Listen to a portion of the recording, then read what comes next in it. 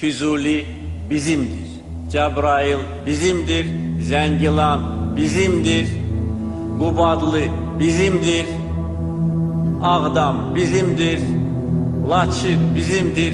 Kəlbəcər bizimdir. Şuşa bizimdir. Today marks the 4th anniversary of the Capitulation Agreement on Artsakh.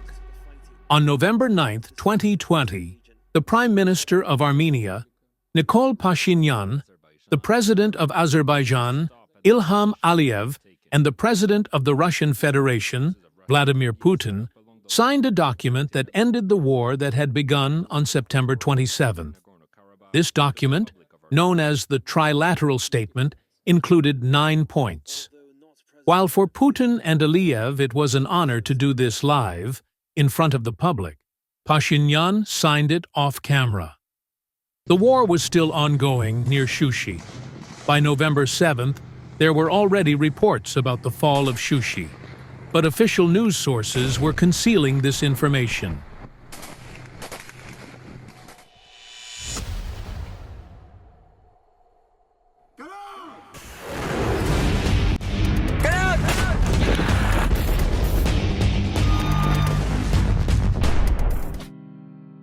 The 44-day war claimed the lives of thousands of Armenians, took away part of our homeland, and left many people homeless.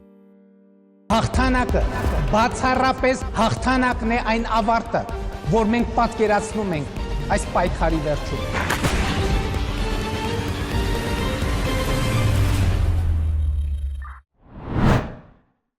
The people who had been fed slogans like, "We are winning," "We will win," and "We have won," angrily took to Republic Square and surrounded the government building, looking for the Prime Minister. Unrest ensued, the government building was occupied, followed by the National Assembly and government residences. The then Speaker of the National Assembly, Ararat Mirzoyan, was beaten. The Prime Minister remained in hiding, from where he proclaimed that it was time for the people's revenge. Later, snap elections were held in Armenia, and the ruling party won again.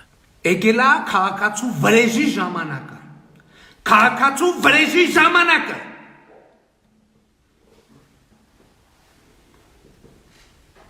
Այդ հայրենիք ծախողները մտածում են, որ կարան հայրենիքի բերը մեր վրա թողնեն։ Բացառվածը։ What points were included in this agreement, and what has been done to date by both Azerbaijan and Armenia? Let's go through these ill-fated capitulation points together. 1.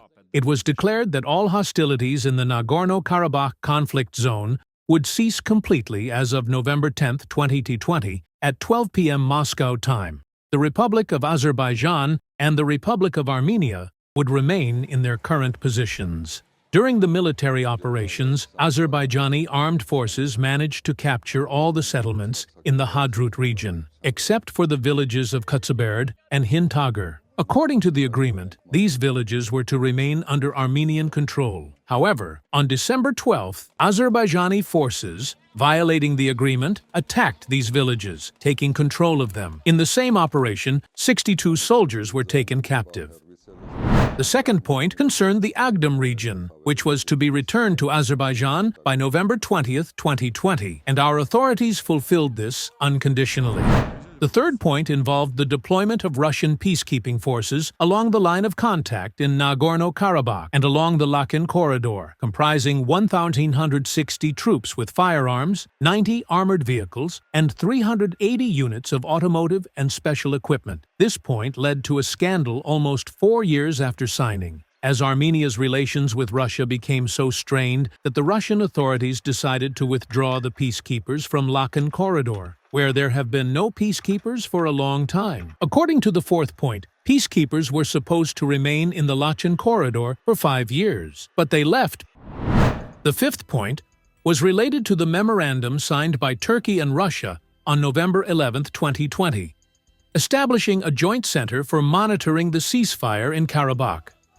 In early 2021, the Russian-Turkish Monitoring Center was set up in Agdam, which was subsequently closed on April 26, 2024. This represents yet another failure in the implementation of the trilateral agreement. The sixth point has also not been implemented, or rather, it has been implemented unilaterally. Karvachar was handed over, as was the Lakan region, but the road, which was supposed to connect Armenia with Stepanakert, according to the agreement, was not only not constructed, but was completely blocked by Azerbaijan. 3 years after the signing, in September 2023, Azerbaijan launched large-scale military operations that completely altered the course of Artsakh's history, forcibly displacing Armenian residents of the Republic of Artsakh. Azerbaijan did not fulfill its obligations, while Armenian authorities passively accepted the forced displacement. The seventh point has also failed. The return of displaced persons after the war was only partially carried out, but returning citizens of Artsakh were subjected to starvation, as Azerbaijani authorities kept them under blockade for nearly a year.